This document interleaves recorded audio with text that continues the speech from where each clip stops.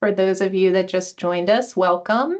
I wanted to welcome everyone to DocPoint's first session in our Microsoft 365 educational series.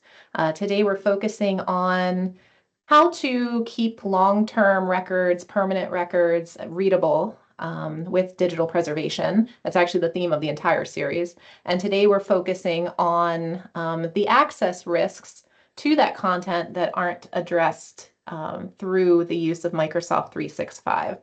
So I'm going to give it just one more minute as I do see a few more people rolling in. Okay, we have someone saying they're not able to hear.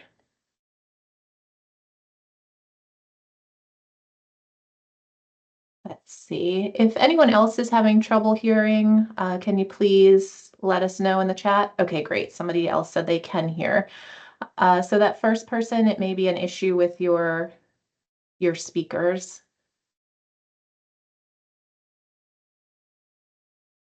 Okay, great. Yeah, we've got folks. Most people can hear. Yep. That's a good start, Laura. Yeah. It is. It is. Considering I had that problem yesterday because I didn't have speakers hooked up to a new computer. So hey, I was in that same boat too. Okay. All right. Well, I hope that's been resolved. And it is 2 minutes past the top of the hour, so we're gonna get started here. Just a few housekeeping matters before we get into the heart of the webinar. Again, thank you all for joining us. By signing up, you will get a recording of the webinar after this live broadcast is through. Please do feel free to share that with your colleagues and other folks who you think would be interested in the subject. We, of course, myself, Scott, Neil, all of us here on the panel, we certainly love and encourage you to ask questions.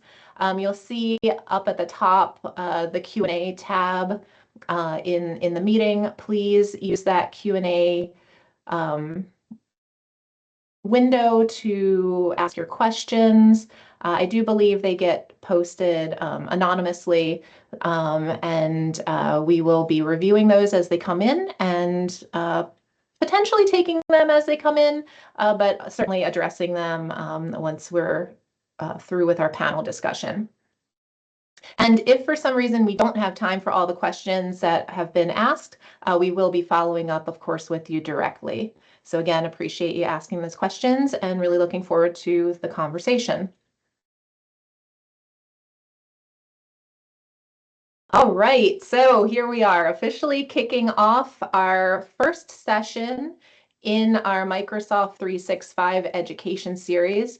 As I mentioned in the welcome, the series is focused on how to keep long-term records readable, accessible, searchable by using digital preservation technology. Today, we're focused on minding the gap, and that gap is caused by content being in Microsoft 365, but potentially at risk of not being accessible or not being searchable.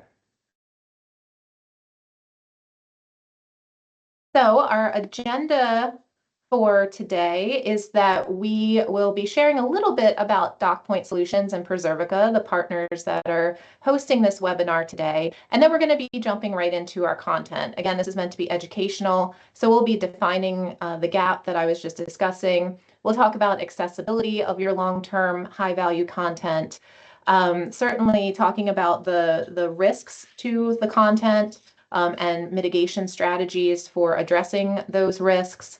And then we'll just be doing a bit of next steps and wrap up as well as Q&A. Actually, our lovely marketing director who's behind the scenes, Nicole, if you could go back just 2 slides, we're going to do some really quick personal introductions here so folks know who we are.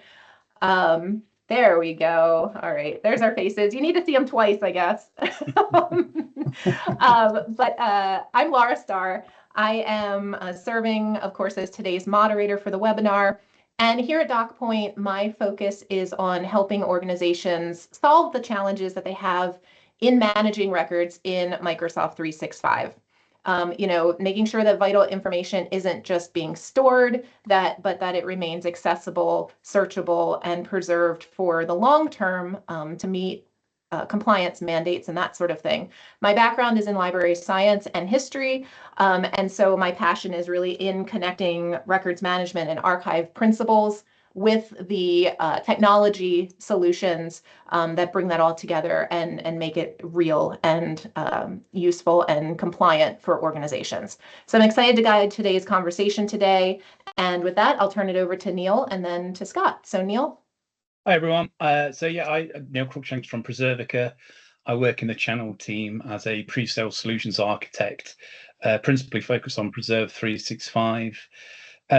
My background is Microsoft, so 25 years in IT, always working in Microsoft. And then the last 15 before starting at Preservica, I did consultancy, pre-sales and architecture with a specific focus on Microsoft Modern Workplace. I started Preservica in January last year, and really what my aim is to try and help bridge the conversation between IT and the traditional records managers and archivists. It's kind of a similar but not the same type of language. Yeah, that's me. Scott. All right. Thanks, Neil. I'm Scott Money. I'm the Director of Operations with our DocPoint team. So most of my time is spent making sure the deliverables to our customers are as expected. I also help the sales team on the pre-sales engagement. And I'm really looking forward to this session today. I think it'll be very useful. And even the next two are going to give you a little bit better idea about what we're talking about with digital preservation.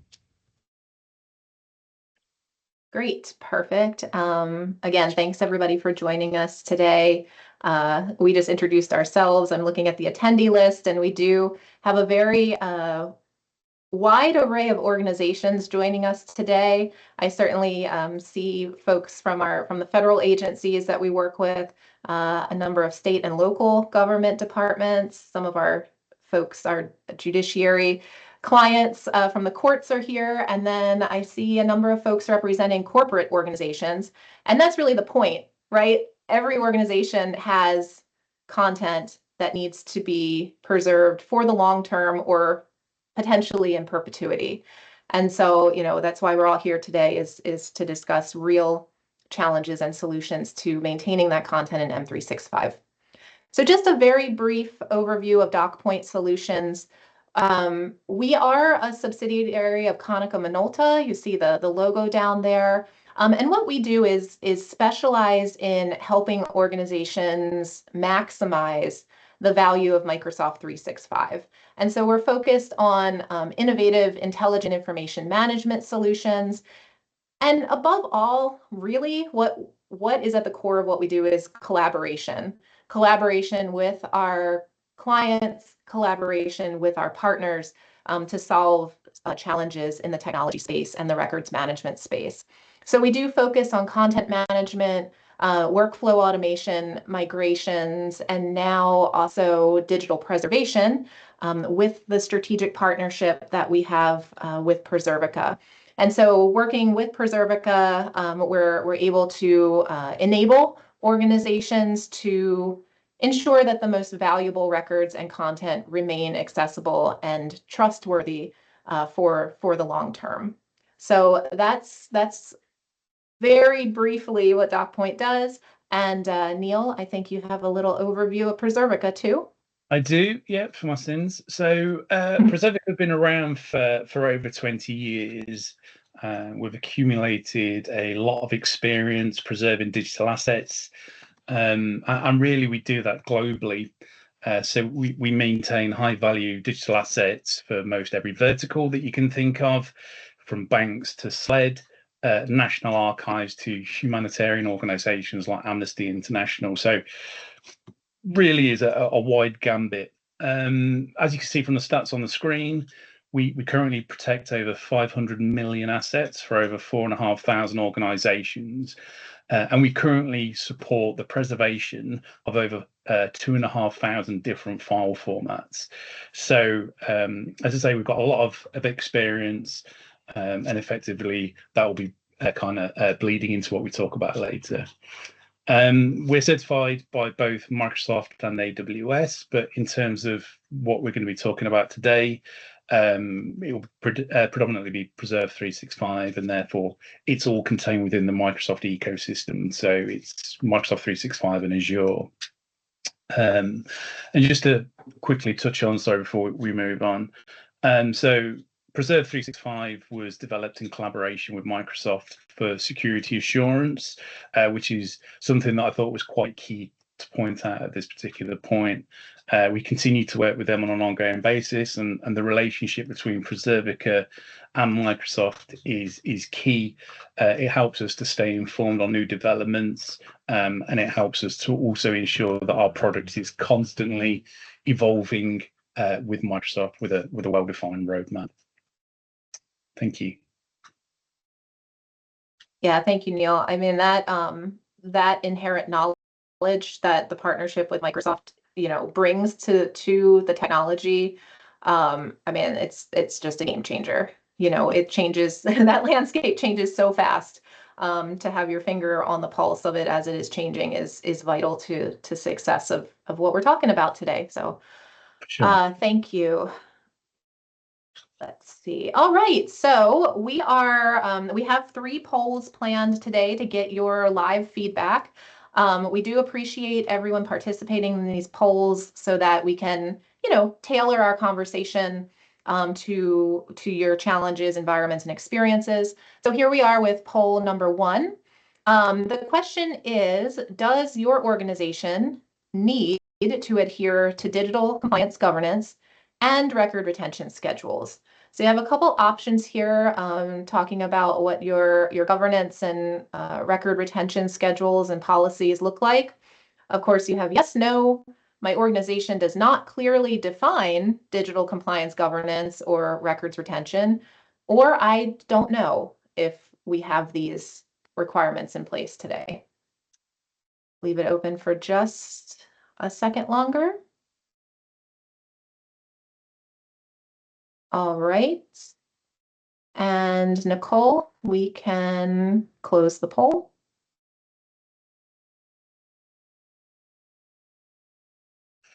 All right, it was moving around on me a little bit there. Okay, so it looks like we have 80% of you that answered said yes, our organization does need to adhere to digital compliance and record retention schedules.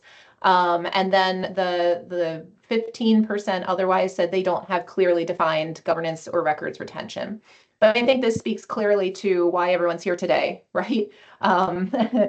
Is the fact that our content, this long-term content, is in Microsoft 365, is that really enough for managing and accessing long-term records? And so that's going to be our first question for Scott and Neil today is this really enough, guys? And Neil, I think you get to start with your thoughts. Lucky me. Yeah, I think Microsoft generally acknowledges that they have gaps in what they deliver effectively. So again, it's key to point out that we're not competing against Microsoft. We're very much complementing what they do, and this is exactly why we continue to work with the Microsoft 365 archiving team, who are formerly known as CAP. And to that, we're actually there's some quite exciting things coming out that Microsoft will be announcing in the next few months. With most all Microsoft technologies, I tend to think that you get 70% of functionality out of the box. And then for the specific requirements, that extra bit of functionality, which can turn out to be quite a lot, in fact, you have to go to market. And this is where Preserve 365 sits as part of an intelligent archiving solution. So for us, it's not just about being a cheaper tier of storage. In a nutshell, it's about ensuring the high value assets from various different organizations are always accessible and readable into perpetuity. So whether it's 10, 20, 30, 50 years, or you need to keep records for the life of your organization, which we do have organizations that have those requirements. We want to ensure that they're accessible, always readable. So we have a number of proprietary technologies that we use to deliver that. One of them is called Active Directory preservation. And effectively, as I say, what we do is Microsoft are great. They have these technologies like Purview. And then I say we just layer on around that with all of the various technologies that we have as part of our suite. So ADP, which protects against file format obsolescence. We also we can surface the files back to users, which Scott will talk about in a moment. And again, part of that is ensuring that only the right users have access to those files. We don't want to be serving up data to the wrong people. But another key thing that we do is when we're ingesting that data, we perform both fixity checksums and antivirus scanning. So as the assets come into us, we can be absolutely assured that there's no corruption, that they work. We take multiple copies of that data and keep the original as well as an access copy. But that then ultimately allows us to leverage techniques like data scrubbing, which we can use to automatically repair the file. So if a file has any kind of data corruption, these techniques help repair that kind of corruption, and ultimately that helps us retain these files into perpetuity. Scott. Yeah, and Neil, you did mention ADP. You did mention ADP, and I just want to make sure that everybody knows that is the active digital preservation technology that fuels that file format migration when obsolete files need to be migrated, correct? Exactly. Yeah. So ADP is our secret sauce, if you like. We effectively are ensuring that, like WordPerfect went obsolete, so we changed it. As an example, it might be a PDF now. If PDF goes obsolete and it becomes something else, then we ensure it changes to something else, and so on and so on. So active digital preservation is the act of ensuring that the file format is always accessible. But what we do, as I say, is effectively we keep a copy of the original, which we have for audit purposes, and then we surface an access copy, and that's the one that changes from WordPerfect to PDF to whatever it's going to be in the future. Yeah, I completely agree, Neil. Those are great points. We always thought of the M365 platform as sort of being just not to reuse the word, a platform for everyone to build on. So it was kind of one of those bring your tools and build on in this environment. And that has changed. Laura, you mentioned how quickly these environments change, especially Microsoft, keeping up with the different available features and capabilities. Originally, we talked about the on-prem environments where we spent all of our time. There were options there for automation, and as well as in 365. And you could even store your content externally from the original SharePoint databases. So there was a platform there to build on, but that has changed. We've added the capabilities. We talk about forms and automation. Obviously, Power Platform has really become a competitor in the area, especially when your data is in the Microsoft stack. We have Purview now, right, as well, handle your retention labels and life cycle of your documents. But there's always not always, there's often a gap that needs to be filled. And as Neil was mentioning, preserving that original file type and making sure that is accessible, that's what we're going to talk about here today. Some become deprecated, some become obsolete, but we still need to be able to find that information. So we're going to touch a bit on that moving forward through these sessions here. Thank you. Great. And we do have the next slide. We'll share a bit more about the differences between some of these terms that get tossed around in the content management and the digital preservation space, the records management space. So we wanted to talk a little bit about that now. What is the difference in these terms? You know, there's the term backup, which is focused on, you know, data protection, right? Archive and retention, and then digital preservation, which we also think of as intelligent archiving, you know, doing that in a way that ties into the requirements and the policies of an organization and leverages technology. So what do you all want to highlight today as the critical differences between these terms? Yeah, Who do wants you, to go? do you want me to take this, Scott? Go Or ahead, do Neil. You can Yeah. start off. Yeah, I'll start rabbiting. Yeah, I mean, I checked some statistics this morning. I mean, statistics I always find quite amusing because, you know, as I say, 75% of statistics are made up. But from a backup perspective, 60% apparently of backups fail, and 50% of backups fail to recover. So I'm not entirely sure what the percentage of backups could fail completely, because, you know, you've got all these kinds of different figures. But I think the point is that you have to use the right solution at the right time. Backups are great for kind of your day, week, month, and possibly year. So what you used to call kind of like, you know, child, father, grandfather, in terms of a backup strategy. But there are also a number of considerations. So obviously you can use tape, you can use physical discs, you can use optical media. All of it has different pros and cons. Some lasts longer, but, you know, equally it has to be kept under special conditions, and that all has costs associated to it. So effectively what we've got here is kind of like, you know, the granularity on one axis, and the length of, or the duration, which we typically industry would recommend that you use the solutions across the bottom. So say backup up to a year, really. Much over that, as I say, you're going to be paying considerable amounts for storage, and there is going to be potential degradation, especially if 60% fail, and then 50% of those 60% fail to recover. Archiving and retention. So what I'll do here is I'll talk specifically to Microsoft 365 Archive, because that just happens to be the archiving solution that I know the most about. So from an IT perspective, archive typically just means a cheaper tier of storage.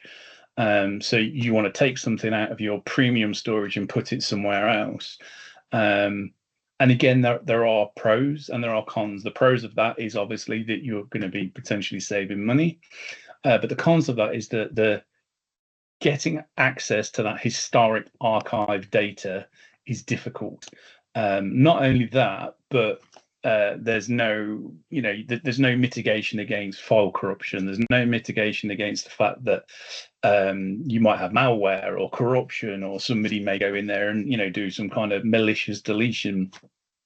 Typical archive and retention solutions do not mitigate against that. And then as it moves, and so again, I suppose medium to long term, I think Microsoft will say like long term, but typically up to about 10 years or so. But what the difference between an archive and retention solution, and then moving into a preservation solution like Preserve 365, is that we have a lot more checks and balances, which ultimately allow us to retain that data into perpetuity. So the data is very easy to access.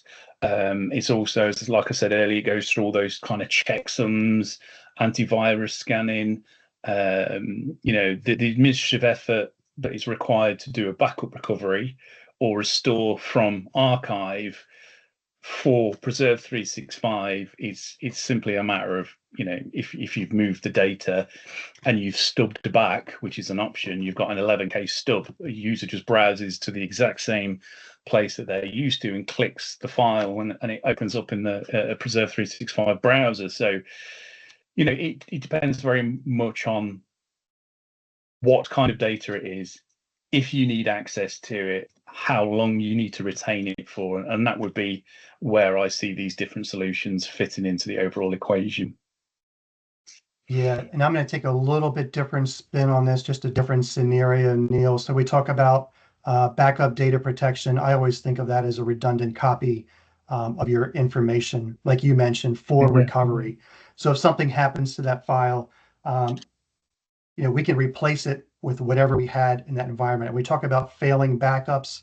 If somebody changes a file and then let's say they change the extension on it, which changes the format, eventually as our backup cycles go through, the backup copy may actually inherit that new file type or corrupted file in some cases.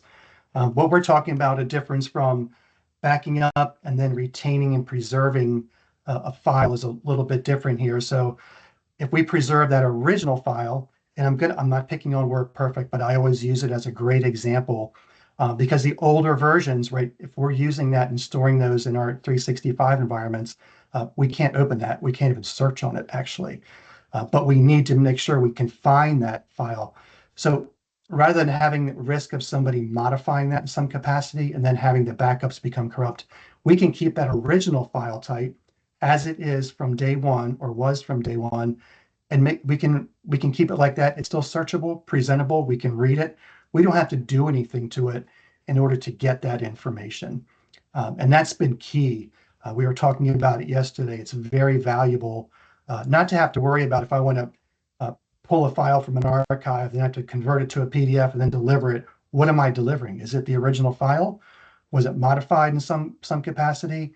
But that's one of the key differences I see, is really preserving that original file type in that back end with Preservica. Yeah, that's a good answer. Great. Yeah. So I think what we want to do now is talk a little bit more specifically about the data that folks have. We'd like to understand more about the high value content. So yeah, we are going to move on to poll question number 2 here to hear more from the audience. All right, so we're curious about the nature of your long-term high-value content and where you find it today. This is really about accessibility. So this high-value content it's easy to access. You're confident that you can open it and use it. Some of it is easy to access. It's there, but it might be stored across multiple systems and locations. It's not accessible at all, or I'm not sure how to answer that question. Interesting. Looking at the stats. Yeah. All right. So right now we've got a majority there. Some of it's easy to access. 68% looks like. Let me check. Yeah. Do we close that one? And that's pretty common. There I we go. think we don't always have one platform we're storing everything in. There's often more than one. So being able to address that is always a challenge. And then you can get into, like we were talking about before, the proprietary file types and challenges like that. So I'm not surprised by that results, and not sure how to answer. I think we expected some of that as well. Yeah, and I mean, Scott, that's why so often our engagements at DocPoint begin with a business analysis, right? Because folks don't know. And so that's where we have to start. Or in the case of the 65, 66% here that's distributed, that's why a lot of times our projects involve migrations to bring that content into one location. All right, great. Yep. Let's see here, moving on to our kind of keeping the conversation going. So we, based on that, we are seeing that, of course, many organizations store content, as we just said, but it's not truly accessible because it's all over the place. Or, a lot of our clients are putting content into SharePoint, just kind of like dumping it in there without clear strategies for using it. They're not able to leverage it for business purposes or to serve citizens because there's just not guiding principles around accessing and finding that content and serving it up to those users. And so, when we see that situation, we find that, these organizations are paying a premium, right, to keep that content there in Microsoft 365, but aren't doing really anything meaningful with the data. Basically, the data, the content is not serving the mission of the organization in that scenario. And when that happens too, of course, the organization is leaving itself up to substantial risk. So we wanted to spend this time then talking about how can we address sort of the ways and the methods for keeping this high value long-term content, and where it can be stored, where we're seeing it stored, and the scenarios in which that makes sense. Yeah, do you want me to kick this one off, Neil? Yeah, absolutely. Yeah. I like to go first because Neil is so knowledgeable. It's easier for me to go first, and then He'll fill in. So I'm going to focus on the dollar part of this slide. So we deal with that a lot with our proposals and our customers trying to get everything within budget. And yes, it does get expensive when we're talking about, especially with migrations. Laura, you mentioned that earlier. When we're moving this content, especially from on-prem into an online environment, we find that there is a lot of content. Most likely 30+% does not need to be moved. It's no longer relevant. And when you start talking about what you get with your licensing, sometimes it can get very, very costly. So we have a habit of moving everything and not wanting to go through the exercise of what do we really, really need to manage the cost, not only for the labor for migration, but also your day forward, like you were talking about. What does that cost look like straight with M365 with SharePoint per terabytes? What does that cost you a month, a year? There are cheaper options with the 365 archive. It has a lower price tier, but you can go even lower. And we're talking about delivering those or retaining the original file types, storing this in an environment such as a preserved 365 environment. It has an even lower cost, right? So we don't necessarily need that information readily always in our 365 environment. Neil mentioned you can have just a stub in there pointing to the file, which is in a lower tier cost. So we had something come up about 2 weeks ago. A customer was asking for a 30 terabyte block of storage. What would that cost? And it was kind of a temporary type situation. And we looked it up, and yes, it is very expensive. So sometimes you need that, sometimes it's functional, but there are other options out there. And we'll talk about what that looks like in future sessions as far as the UI, how we tie those together. But yeah, as far as the costs go, there is flexibility there. And I think that's what I wanted to focus on. Yeah, I think you're absolutely right. And just to add to that, it's like sometimes it's the cost of doing nothing. The reason why SharePoint additional storage is literally the most expensive storage on the planet is because it's a safe bet. You just pay a little bit extra and you're just going to get more storage, but the exact same features and functions that you've got now. So, you can kind of kick that data analysis can down the road. But ultimately, you will be hamstringing yourselves because AI, as an example, is very prolific at the minute. Everybody's talking about adopting AI and how can we get there quicker. Well, if you've got a lot of data in SharePoint, AI will absolutely carve through that data, and I can guarantee you it will have access to stuff that you don't want it to.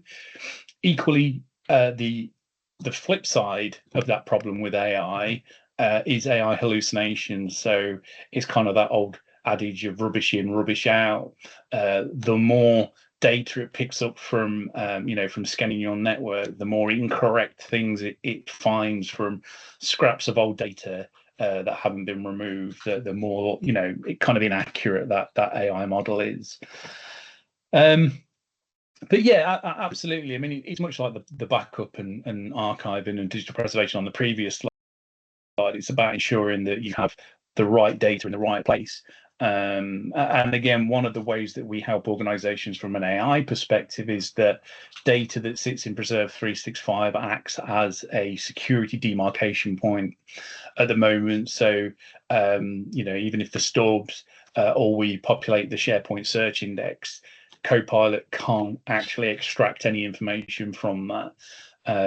So that is a use case. Like if you want to expedite the adoption of AI in your organization, and you know you've got these high value assets, move them.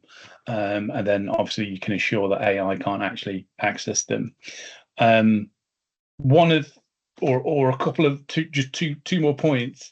So one of my colleagues, he likes to use nexus statements when he's talking to new customers, and he has two, and they're both very pessimistic. The first one is, your current approach to long-term data is failing the organization. And the second is, you have already lost your data, or you've already lost data that you need to keep for the long term, and you don't even realize it yet. So they're two nexus statements that pretty much operate across all organizations, and he uses them time after time as a thought provoker. Not you know, just because you don't necessarily know what your compliance requirements are doesn't mean you don't have them. So keeping everything in SharePoint, whilst it may be easier, you may actually be breaching your compliance requirements by not deleting certain types of data. But yeah, that's my pessimistic take on it. So I love it. Well, let's actually see what folks think out there. Have, you know, which of these, all of these are certainly concerns and risks. I'm curious to see. Let's go to the next poll, and this will be our last poll. This is going to take kind of the temperature of the audience against what you all were just talking about. You have the chance to select up to 3 of these boxes. I think maybe the system will let you select a few more, but we're trying to do top 3 here. So which of these long-term risks that Scott and Neil were just talking about are most concerning to your organization? So we've got the cost of storage, the time and effort to search and prove authenticity, this idea of the legal exposure or fines from non-compliance, that data loss that Neil was just talking about, and you may not even know it. And then the questions around AI, and both the ability to segregate the content from AI tools, and also your inability today to leverage what's there. All right, and that's going to become a bigger discussion point, I think, in the future, is how those AI tools are going to mine the data that you have. You know, how do we manage that? And making sure we have good data, right? There's a lot of preparation there. Neil, you mentioned that. We want to make sure we're getting accurate information back. And if we have too much in there to skew the feedback, that's going to be an issue too. So that may be a whole nother webinar series. I was going to say, I think that time is if it's not rapidly approaching, it is now, right? I mean, this is for sure. Okay, so all right, it looks like we've closed our poll here. And we've got a close tie. So people are very concerned about the time and the staff effort to search and find what they need, and also to ensure that that content is authentic. So again, a labor dependent process, of course, ties up those resources. And then the next is the loss of data through corruption. And then looks like we're talking about data storage costs. So that previous slide being relevant in that situation as well. So those are the identified risks. Now, we don't want to just leave everybody with a doom and gloom, woe is me, right, on webinar. Nobody likes to do that. So let's solve some problems. So this is really our roadmap to the digital transformation of an organization, and walking through what we see working well for our clients who have all of these concerns that we just mentioned and that the audience has. So we're going to walk through this and talk about kind of the mitigation strategy to solving the risks of maintaining long-term and permanent content. And I think, Scott, you're going to get us started here with kind of those first steps in analysis and visioning. I am, yes. So I'm going to walk through, and this is almost, we could define this as an engagement process, sort of, you know, how do we get started with this and how do we handle these types of business challenges? So starting from top left, working across the right, the vision obviously creates the need for discovery and analysis. So if we group these together, The discovery and analysis, along with the implementation, the governance. Well, actually, discovery, let's leave that by itself. That's going to dictate what's going to be in our scope and what our business challenges are. And that's going to be everything from needs for automation, identifying the data that's going to be moved or included in an effort. And then also, what do we need? Do we need all that information? We were talking about that earlier. We don't need to move everything we have. I'll use an on-prem environment for an example. Chances are we don't need all that data. One of the highlights I made, and Laura mentioned, are the costs for this. So it's not just the effort that goes with your business partner. It's also going to be effort on your staff's part, because we need that information from you to make sure we have an accurate discovery, make sure we have results documented correctly. When we get past that stage, implementation, the archiving and governance, that's all part of preparing our environment. So what is that new environment going to look like? What are the integration points? That can be everything from, the labor for creating the site collections, the libraries, the metadata, the content types that live in 365 and SharePoint Online. Who has rights to what, and then all those connectors in between, right? So the discovery drives what that plan is going to look like and what that architecture and what that methodology is going to look like. When we get past that stage, we're talking about the migration planning. You can almost have that sort of sit by itself. It does have an association with the intelligent archiving. So we're going to have our plan as to what's going to move to what new destination. And of that data, what are we going to archive as well? All of it typically would not move just to a SharePoint environment. We're going to archive and use that lower tier storage as needed, and also have the ability to preserve those original file types. You can group those two together. And that supports everything, all your future needs. We have a couple items bulleted here. So it's the life cycle of the records. It's also FOIA, legal compliance, and also future proofing of content. Now, our next item I want to focus on, user enablement. So when we're doing our discovery sessions, we want to make sure that we're creating those users as well, along with the stakeholders, to identify what does that day forward look like for you? What were your challenges? If we do not include the users there, we get to a situation where a platform is essentially dropped in someone's lap and said, here's your new platform, go ahead and use this. And the user's looking back saying, this isn't what we used to do. We want to avoid that. So to have successful enablement at the end of this project, and also great user adoption, those users are going to be included all the way back to day one. They're aware of what's going on. They're aware of any changes to architecture, permissions, accessibility to information. That is a key part of any project. And all of this does take effort. It's not just turning it over to someone to do for you. It's a partnership. We have to do this together. AI automation, that's really enabling some of the automation features. Preservica has a lot of capabilities day forward with the Power Platform. That can be reporting, statistics, whatever we want to pull, all those variables are available in Purview, SharePoint, wherever it may lie. We can pull all kinds of reports for that. And of course, that feeds our dashboards and reporting needs as well. So the key items here we talk about, we want to make sure we're addressing accountability, compliance, liability, and authenticity of our data.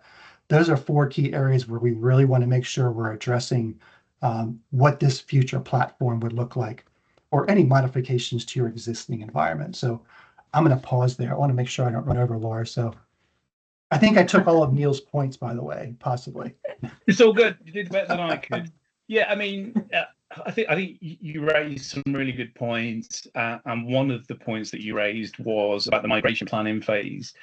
And so, what I guess it's key to point out is that in the back end, we have our Preservica core that is the kind of engine that drives it, and Preserve 365 is the integration extensibility part that sits in Microsoft 365. So as part of that migration planning, you don't have to go through SharePoint to for your data to be preserved and searchable in SharePoint.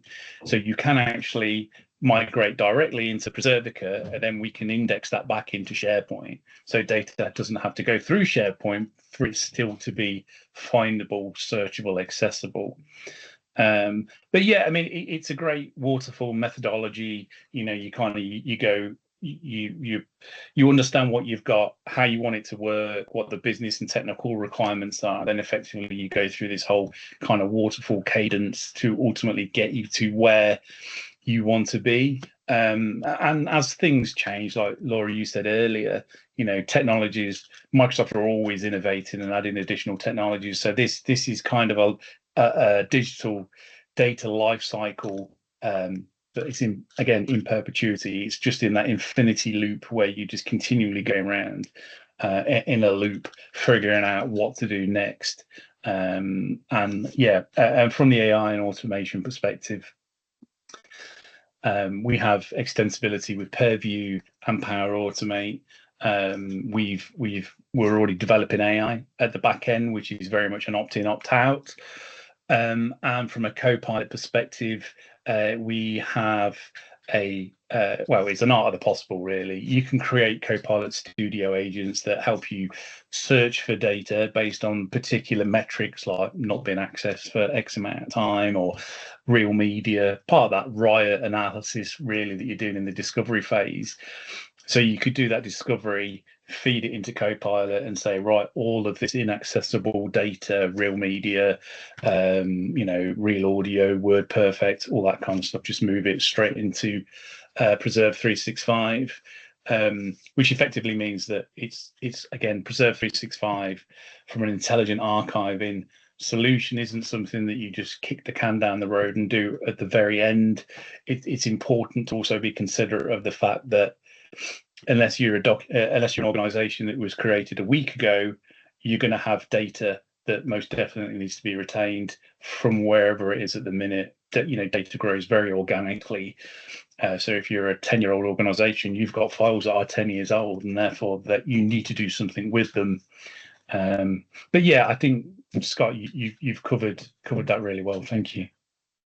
Yeah, and so, you know, this is obviously a really great sort of theoretical model or roadmap, right, to what this looks like. Our next session, so now I'm going to kind of plug what comes next beyond today, right? So our next session is going to actually allow everyone to see what the Preserve 365 digital preservation technology does, right? So it's that secret sauce that, Neil, you mentioned. It's the active digital preservation technology in action, wedded with Purview, wedded with Power Automate, using Copilot, all of that. So that's what's coming up next. That webinar is on September 24th. It's a Wednesday. We've stuck with Wednesdays here at 11 a.m. Eastern. Anybody that has signed up today and has registered for today, you will automatically be registered for session 2 and session 3, which is coming up in October, the end of October. So again, we're going to be really focusing on the next one on what the hidden costs are and how to mitigate that with the Preserve 365 technology and the user input, the consulting pieces that we do at DocPoint as well. Yeah, I think also that UI experience, Laura, will be really neat to share with the users to see what that looks like. Yes, that'll be a great session. Yeah, absolutely, Scott, for sure. Okay, so we have about 10 minutes left in our hour together. We're going to see if we have any questions here from the audience. Let me just pull up that bit. All right, and as we're doing that, let's actually, I see we have our next step slide up here. So as we're seeing if there's any questions, I did just want to talk about what the next steps might look like here. Let me just pause for 1 second. I'm getting a notification.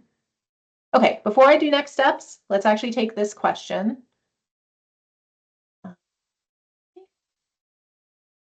So I just published it, so I think everyone can see it now.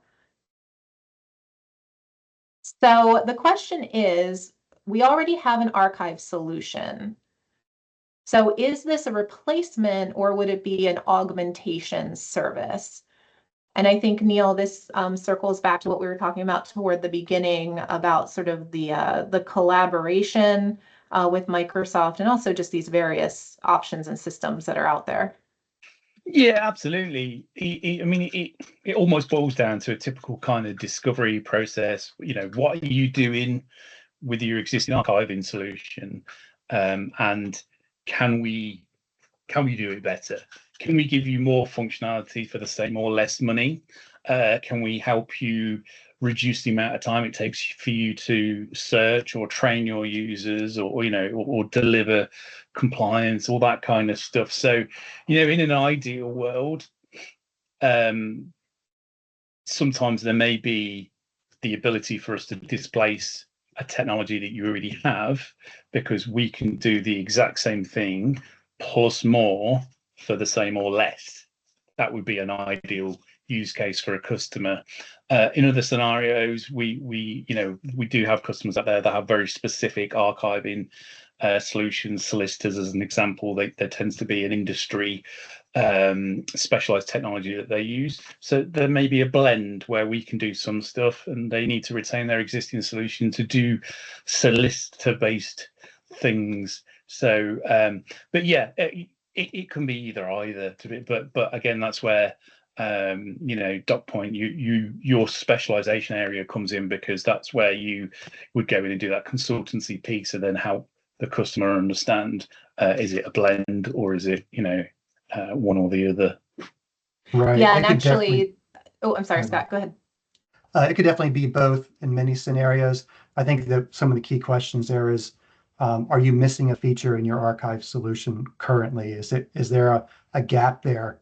And that would be some of the driving factors there to decide whether or not it's a replacement or if it's something that we're going to augment to complement your existing platform. Exactly. Yeah.